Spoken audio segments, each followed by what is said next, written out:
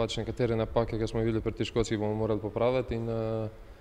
se zavedati tega, da Malta je zelo neugoden nasprotnik, ki čaka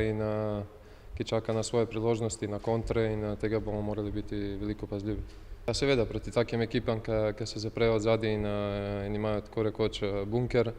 bo treba igralec, ki dobi žogo ali na strani ali v sredini ali v napadu, bo treba narediti pač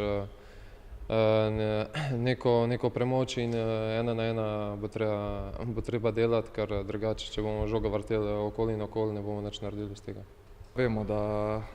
se bo verjetno tekmec povlekel nekoliko nazaj, tako da bomo mogli biti potrpežljivi, probati jih prebiti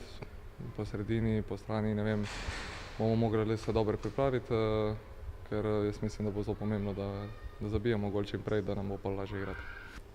Ja, v bistvu novosti ni, mi smo tudi včeraj že analizirali malo tekmeca, tako da v bistvu vemo približno na kak način